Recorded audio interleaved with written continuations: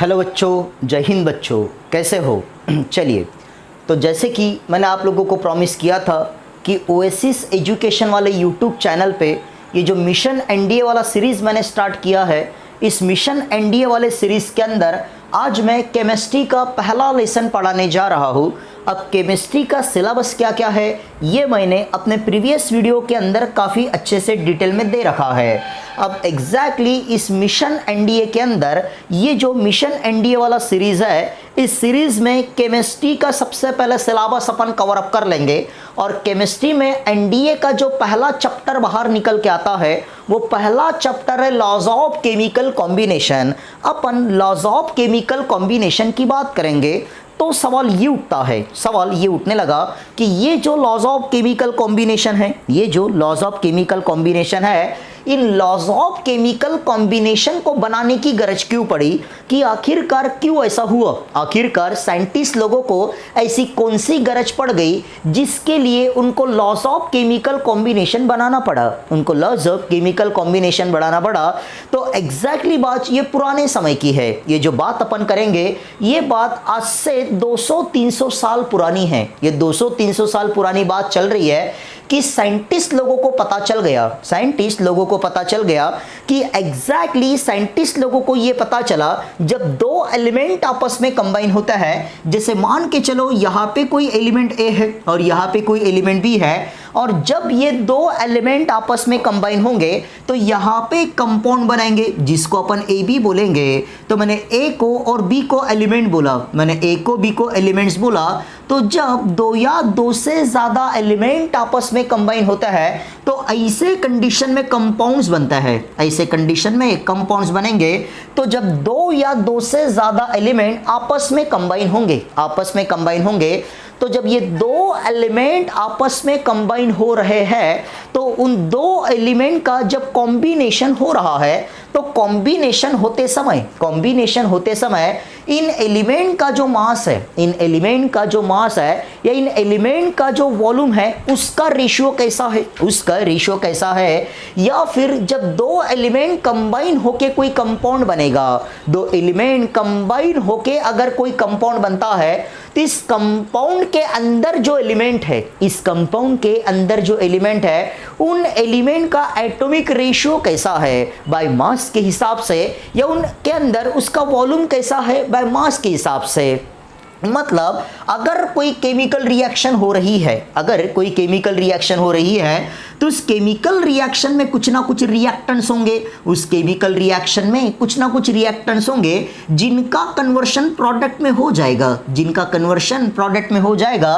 तो chemical reaction में reactant आपस में रिएक्ट होंगे, जिस तरह से दो एलिमेंट आपस में कंबाइन हो रहे हैं उसी तरह से केमिकल रिएक्शन में दो रिएक्टेंट आपस में कंबाइन होता है। तो जब दो रिएक्टेंट आपस में कंबाइन होकर प्रोडक्ट बनेगा तो ऐसे कंडीशन में रिएक्टेंट और प्रोडक्ट का मास कैसा रहेगा, उनका मास वैसा ही रहेगा या उसके ऊपर फर्क पड़ेगा, या उनका वॉल्यूम कैसा रहेगा वो वैसा ही रहेगा या उसके ऊपर फर्क पड़ेगा। तो ये सब चीज पता करने के लिए डिफरेंट साइंटिस्ट लोगों ने different laws of chemical combination को डिजाइन किए। तो इस चैप्टर के अंदर अपने को लॉज ऑफ केमिकल कॉम्बिनेशन की बात करना है। तो एग्जैक्टली बच्चों इस लेसन के अंदर अपन लॉज ऑफ केमिकल कॉम्बिनेशन के 5 लॉ पढ़ेंगे। इस चैप्टर के अंदर या इस लेसन के अंदर अपन लॉज ऑफ केमिकल कॉम्बिनेशन के 5 लॉ पढ़ेंगे, जिसमें से पहले लॉ को बोला जाता है लॉ ऑफ कंजर्वेशन ऑफ मास। पहला लॉ अपने सामने निकल के आएगा जिसको लॉ ऑफ कंजर्वेशन ऑफ मास बोला जाएगा। दूसरा लॉ आएगा उसको लॉ ऑफ डेफिनेट प्रपोर्शन अपन बोलेंगे। फिर तीसरे लॉ को लॉ ऑफ मल्टीपल प्रपोर्शन बोला जाता है। फिर चौथा लॉ अपने सामने आएगा जिसको अपन लॉ ऑफ कंबाइनिंग वॉल्यूम बोलेंगे। फिर पांचवा लॉ अपने सामने आएगा जिसको अपन अवोगाड्रो लॉ बोलेंगे। अपन अवोगाड्रो लॉ की बात कर रहे हैं तो पांचों लॉ इस चैप्टर के अंदर अपने को कवर अप करते हुए चलना है। तो अपने सामने लॉज ऑफ केमिकल कॉम्बिनेशन का जो फर्स्ट लॉ आया है, अपने सामने लॉज ऑफ केमिकल कॉम्बिनेशन का जो पहला लॉ निकल के आएगा उस लॉ को बोला जाता है law of conservation of mass. Law of conservation of mass law of conservation of mass है। तो exactly law of conservation of मास की अपन बात करेंगे कि आखिरकार ये जो law of conservation of mass है, ये जो लॉ ऑफ कंजर्वेशन ऑफ मास अपने सामने निकल के आया है, ये लॉ ऑफ कंजर्वेशन ऑफ मास अपने को क्या बताता है? लॉ ऑफ कंजर्वेशन ऑफ मास अपने को क्या बताएगा? और लॉ ऑफ कंजर्वेशन ऑफ मास से रिलेटेड एनडीए में किस तरह के सवाल आते हैं? क्योंकि बच्चों एक चीज हमेशा ध्यान में रखना, कोई भी लॉ अपन ने पढ़ लिए या कोई भी थ्योरेटिकल पोर्शन अपन ने पढ़ लिए, थ्योरेटिकल पोर्शन पढ़ने से अपना सिलेक्शन नहीं होने वाला बच्चों कि मैंने पूरे चैप्टर की थ्योरी पढ़ लिया, मैंने पूरी चैप्टर की थ्योरी पढ़ लिया, पर वो थ्योरेटिकल पोर्शन अगर मैं ऑब्जेक्टिव टाइप क्वेश्चन में अप्लाई नहीं करता, मतलब थ्योरी तो मेरे को अच्छे से आ गई, पूरे चैप्टर की थ्योरेटिकल पोर्शन मेरे को अच्छे से आ गया, अच्छे से अपन ने कवर अप कर लिए, लेकिन उस चैप्टर के अगर मैं क्वेश्चन ही सॉल्व नहीं करता, मतलब उस चैप्टर से रिलेटेड अगर मैं ऑब्जेक्टिव नहीं बना पाता, तो मेरी थ्योरी पढ़ के कोई मतलब नहीं है। तो एग्जैक्टली यहां पे अपन वो भी बात करेंगे कि इस लॉ ऑफ केमिकल कॉम्बिनेशन वाले चैप्टर में कौन कौन से क्वेश्चन बाहर निकल के आते हैं और उन क्वेश्चन को कैसे कैसे सॉल्व किया जाए।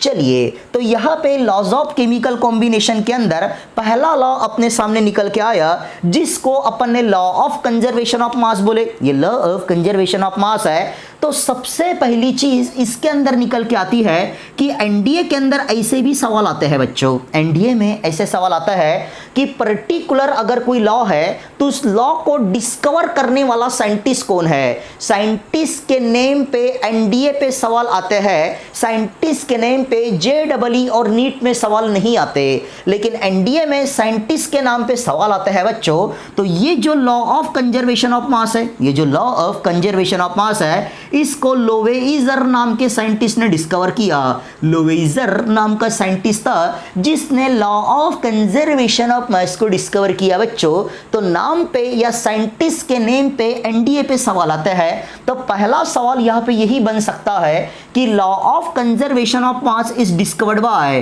कि law of conservation of mass को किसने डिस्कवर किया। फिर बाद में अपन इसके स्टेटमेंट की तरफ बढ़ेंगे कि आखिरकार इस law of conservation of mass के अंदर ये जो लोवेइजर नाम का साइंटिस्ट था, ये जो लोवेइजर नाम का साइंटिस्ट था, इस लोवेइजर नाम के साइंटिस्ट ने लॉ ऑफ कंजर्वेशन ऑफ मास में अपने को क्या बताया। तो अपन इसके स्टेटमेंट की बात करेंगे।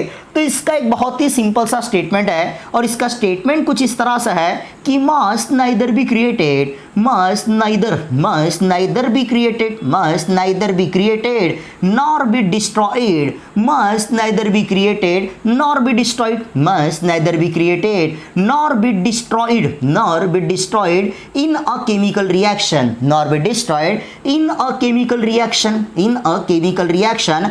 इसका मतलब ये हुआ बच्चों, इसका मतलब ये हुआ कि अगर अपने पास कोई केमिकल रिएक्शन दी है, अगर अपने पास कोई केमिकल रिएक्शन दे रखी है, तो उस केमिकल रिएक्शन के अंदर, उस केमिकल रिएक्शन के अंदर मास क्रिएट भी नहीं होता और मास डिस्ट्रॉय भी नहीं होता। इसका मतलब ये है, इसका मतलब ये हुआ कि अगर मेरे पास केमिकल रिएक्शन है, अगर मेरे पास केमिकल रिएक्शन है और उस केमिकल रिएक्शन में मास क्रिएट भी नहीं हो रहा और मास डिस्ट्रॉय भी नहीं हो रहा, तो केमिकल रिएक्शन में रिएक्टेंट भी है और प्रोडक्ट भी है। तो इसका मतलब ये होता है कि उसी पर्टिकुलर केमिकल रिएक्शन में जितना मास रिएक्टेंट का रहेगा उतना ही मास प्रोडक्ट का रहेगा, क्योंकि रिएक्टेंट का मास अगर कम ज्यादा हो गया, रिएक्टेंट या प्रोडक्ट का मास अगर कम ज्यादा होता है, तो ये स्टेटमेंट वहां पे फॉलो नहीं होगा, ये स्टेटमेंट वहां पे फॉलो नहीं होगा, क्योंकि लोवेइजर नाम का साइंटिस्ट ये बोलता है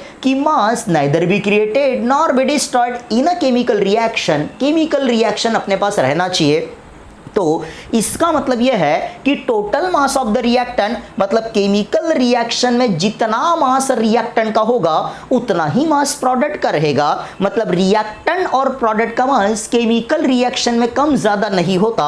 तो यहाँ पे अपन कुछ इस स्टेटमेंट के हिसाब से, इस स्टेटमेंट के हिसाब से इस लॉ की कुछ स्पेशलिटी अपन बना सकता है कि इस लॉ के हिसाब से अपन ये बता सकता है sum of mass of reactant, sum of total mass of reactant, sum of total mass of reactant, sum of total mass of reactant is equal to sum of total mass of reactant is equal to sum of total mass of product हो जाएगा। Sum of total mass of product, sum of total mass of product अपन ऐसा बोल सकता है। और ऐसा होगा तभी तो अपन ये बोलेंगे कि मास neither be created nor be destroyed in a chemical reaction। इसका मतलब sum of total mass of reactant is equal to sum of total mass of product। तो ये बात होती है बच्चे इसके स्पेशलिटी की। लेकिन मेरे प्यारे बच्चों, लेकिन एक चीज़ ध्यान में रखना है मेरे बच्चे कि ये जो law of conservation of mass है, ये जो law of conservation of mass है, ये लॉ ऑफ कंजर्वेशन ऑफ मास सिर्फ और सिर्फ केमिकल रिएक्शन पे अप्लाई होता है। It applicable only in chemical reaction या ओनली ऑन केमिकल रिएक्शन। इसका मतलब ये हुआ कि ये जो law of conservation of mass है, ये जो law of conservation of mass है, ये लॉ ऑफ कंजर्वेशन ऑफ मास सिर्फ और सिर्फ केमिकल रिएक्शन पे काम करता है। ये केमिकल रिएक्शन को छोड़ के किसी दूसरे रिएक्शन पे काम नहीं करेगा।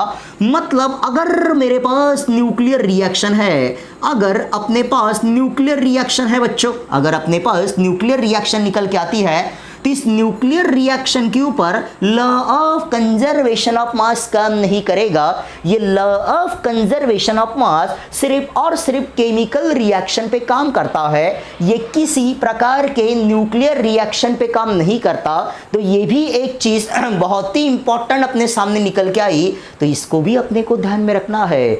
सवाल इसके ऊपर भी आ सकता है कि law of conservation of mass is not applicable in, चार ऑप्शन अपने पास दिए होंगे, तो एक ऑप्शन में न्यूक्लियर रिएक्शन दी होगी, तो अपने को न्यूक्लियर रिएक्शन के साथ जाना पड़ेगा, क्योंकि law of conservation of mass nuclear reaction पे काम नहीं करता बच्चों। तो ये भी चीज़ ध्यान में रखते हुए चलना है।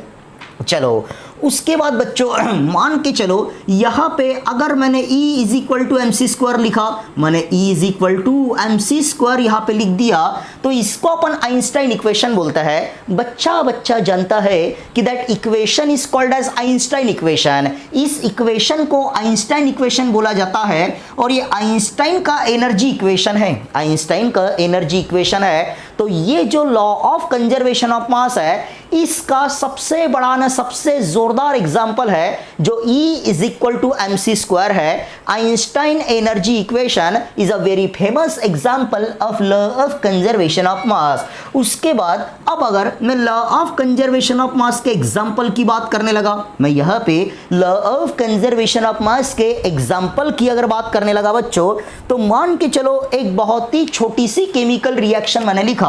यहाँ पे पहला एग्जांपल मैं लिखता हूँ, मैंने C+O2 is equal to CO2 लिखा। C+O2 इक्वल्स टू अपन ने CO2 लिखे। अब इसको अपन केमिकल रिएक्शन बोलेंगे। That reaction is called as chemical reaction. इसको केमिकल रिएक्शन बोला जाएगा।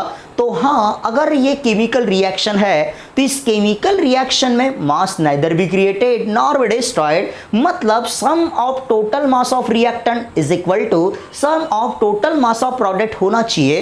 तो अभी अपने को ये प्रूफ करना पड़ेगा, अभी अपन ये प्रूफ करेंगे कि हाँ इस रिएक्शन में ये जो law of conservation of mass है ये 100% फॉलो होता है। और ये प्रूफ करने के लिए बच्चों मुझे कार्बन का एटॉमिक मास पता होना, कार्बन का एटॉमिक मास पता होना। तो यहाँ पे मैं अगर एटॉमिक मास की बात करूंगा, मैं एटॉमिक मास की बात अगर करता हूँ, तो ये लोअर स्टैंडर्ड के अंदर शायद आपने पढ़े होंगे कि कार्बन के एक एटम का मास 12 होता है, कार्बन के एक एटम का मास 12 है, ऑक्सीजन के एक एटम का मास 16 है। यहाँ पे अपने को दो की ही गरज है, अपने को दो की ही गरज है। तो कार्बन का एटॉमिक मास 12 है, ऑक्सीजन के एक एटम का मास 16 है, ऑक्सीजन के एक एटम का मास 16 है, लेकिन इस O2 के अंदर ऑक्सीजन के दो एटम हैं, तो ये हो जाएगा बच्चों 32, ये 32 हो जाएगा। तो अब अगर मैं 12 + 32 करने लगा तो यहाँ पे आएगा 44 ग्राम, यहाँ पे 44 ग्राम पता चला। अब ये जो 44 ग्राम है बच्चों, ये जो 44 ग्राम है इसको बोला जाएगा मास ऑफ रिएक्टेंट। ये 44 ग्राम जो है इसको मैं मास ऑफ रिएक्टेंट बोलूंगा, इसको मास ऑफ रिएक्टेंट बोलूंगा। अब मान के चलो जो प्रोडक्ट का मास है, जो प्रोडक्ट का मास है वो प्रोडक्ट का मास भी अगर मुझे 44 ग्राम मिला, जो प्रोडक्ट मेरे सामने निकल के आया है उस प्रोडक्ट का मास भी अगर 44 ग्राम आता है, इसका मतलब मैं ये बोलूंगा कि total mass of the reactant is equal to total mass of product. Reaction चालू होने से पहले जितना मास था रिएक्टेंट का, रिएक्टेंट होने के रिएक्शन होने के बाद भी प्रोडक्ट का उतना ही मास है। मतलब मास neither be created nor be destroyed in a chemical reaction. तो देखा जाए ये चीज यहां पे पॉसिबल होती है कि नहीं होती।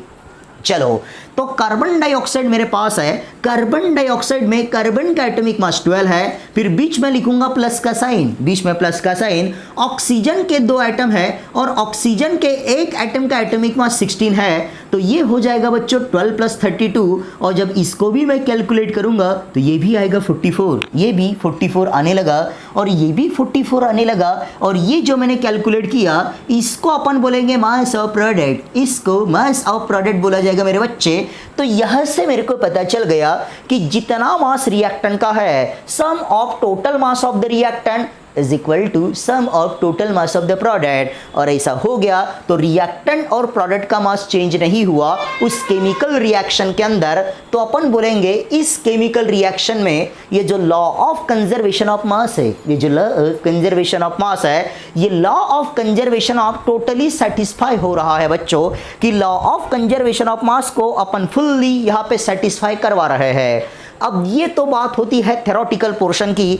अब अपन देखेंगे इस लॉ से बेस एमसीक्यू कैसा बनेगा या क्वेश्चन कैसा आएगा, अपन उसकी बात करेंगे। तो यहाँ पे एक छोटा सा क्वेश्चन मैं लिखने लगा, यहाँ पे एक छोटा सा क्वेश्चन मैं लिखने लगा और क्वेश्चन कुछ इस तरह से अपने सामने आता है कि 10 ग्राम ऑफ कैल्शियम कार्बोनेट, अपने को बोला है 10 gram of CaCO3, 10 gram of CaCO3 on heating जब 10 ग्राम ऑफ कैल्शियम कार्बोनेट को अपन हीट करते हैं तो क्वेश्चन के अंदर अपने को दे रखा है, क्वेश्चन के अंदर अपने को दे रखा है 4.4 gram of CO2, 4.4 gram of CO2, 4.4 gram of CO2, 4.4 gram of CO2 is produced, 4.4 gram of CO2 is produced, CO2 is produced। और साथों साथ क्वेश्चन के अंदर ये बोला है, साथों साथ क्वेश्चन के अंदर ये बोला है कि how many gram of, question के अंदर बोला है how many gram of calcium oxide, how many gram of CaO is produced। तो क्वेश्चन के अंदर एक रिएक्शन है बच्चों, क्वेश्चन के अंदर एक रिएक्शन है, लेकिन क्वेश्चन में वो रिएक्शन लिखी नहीं है, क्वेश्चन के अंदर वो रिएक्शन लिखी नहीं है। तो सबसे पहले मुझे रिएक्शन लिखनी पड़ेगी। तो क्वेश्चन को पढ़ के मैं रिएक्शन को लिखूंगा, मैं क्वेश्चन को पढ़ूंगा और रिएक्शन को लिखूंगा। क्वेश्चन में CaCO3 मेरे पास है, इसको कैल्शियम कार्बोनेट बोला जाता है और इस CaCO3 को मुझे हीट करना है, CaCO3 को मुझे हीट करना है। ये कैल्शियम कार्बोनेट है मेरे बच्चों और इसी कैल्शियम कार्बोनेट को अपन लाइमस्टोन भी बोलता है, ये भी चीज ध्यान में रखना। ये चूने का पत्थर है, इसको लाइमस्टोन बोला जाता है, चूने का पत्थर है। जब इसको अपन हीट करेंगे तो ये डिकम्पोज होगा, जब इसको अपन हीट करते हैं तो ये डिकम्पोज होता है और डिकम्पोज होने के बाद ये 2 चीजें अपने को देता है, एक तो देता है कैल्शियम ऑक्साइड और दूसरा देता है कार्बन डाइऑक्साइड। अब ये जो कैल्शियम ऑक्साइड अपने को मिला एग्जैक्टली इसी को चूना बोला जाता है, इसी को लाइम बोला जाता है मेरे बच्चे। अब अपने को ये दिया है कि अपने पास कैल्शियम कार्बोनेट का वेट है जो 4.4 ग्राम है, ये 4.4 ग्राम दिया है। कैल्शियम ऑक्साइड का वेट अपने को कैलकुलेट करना है, तो जिसका वेट कैलकुलेट करना है उसको x ग्राम में मानते हुए चलूंगा। और कार्बन डाइऑक्साइड का वेट मेरे पास है, ये दिया है 4.4 ग्राम, ये 4.4 ग्राम दिया है। अब x की वैल्यू मेरे को होना, तो मैंने अगर लॉ ऑफ कंजर्वेशन ऑफ मास यहाँ पे अप्लाई कर दिया, मतलब एक रिएक्शन मेरे पास है, उस रिएक्शन के अंदर किसी एक रिएक्टेंट या प्रोडक्ट को छोड़ के बाकी रिएक्टेंट या प्रोडक्ट का मेरे को मास दिया है और उसी रिएक्शन में किसी एक रिएक्टेंट या प्रोडक्ट का मास मुझे कैलकुलेट करना है, तो ऐसे कंडीशन में मैं law of conservation of mass के साथ जाऊंगा। जैसे इस रिएक्शन में 3 चीजें हैं, 3 में से 2 का मास दिया है, एक का मास मुझे कैलकुलेट करना है, तो अपने को जाना पड़ेगा law of conservation of mass के साथ। और law of conservation of mass ये बोलता है कि sum of the mass of reactant is equal to sum of the mass of product. मतलब जितना मास रिएक्टेंट का है और रिएक्टेंट का मास 4.4 है, उतना मास सम ऑफ मास ऑफ प्रोडक्ट के बराबर होगा। तो यहां पे लिखूंगा x प्लस 4.4 नहीं है, ये 10 ग्राम है बच्चों। यहाँ पे कैल्शियम कार्बोनेट का वेट 10 ग्राम दिया हुआ है, तो यहाँ पे लिखेंगे 10। अपना काम है अपने को x की वैल्यू फाइंड करना है। तो यहाँ से x is equal to 10 minus 4.4 हो जाएगा। तो यहाँ से x की वैल्यू निकल के आती है 5.6 ग्राम। x की वैल्यू 5.6 ग्राम निकल के आई। और ये एक ऑब्जेक्टिव वाला क्वेश्चन है, लेकिन यहाँ पे मैंने ऑप्शन नहीं लिखा। तो ऑप्शन के अंदर अपने को दिया होगा कि the weight of calcium oxide produce, अपने को बोला है weight of calcium oxide produce, और एक ऑप्शन अपने को दिया होगा जिसके अंदर ऑप्शन में होगा 5.6 होगा। तो अपने को जाना पड़ेगा बच्चों 5.6 के साथ। तो ये चीज अपने को ध्यान में रखते हुए चलना है। और क्योंकि इस चैप्टर का ये पहला ही वीडियो होने जा रहा था बच्चों, इसीलिए अपने को ये वीडियो यहीं पे खत्म करना पड़ेगा। फिर अपन इस मिशन एनडीए वाले सीरीज पे मिलते हैं केमिस्ट्री के नेक्स्ट वीडियो में, लेकिन अपना चैप्टर चालू है लॉज ऑफ केमिकल कॉम्बिनेशन। तो बच्चों आज के वीडियो में बस ये इतना ही था। फिर मिलता है अपने नेक्स्ट वीडियो के अंदर लॉज ऑफ केमिकल कॉम्बिनेशन के नए लॉ के साथ। तब तक के लिए जय हिंद और तब तक के लिए थैंक यू।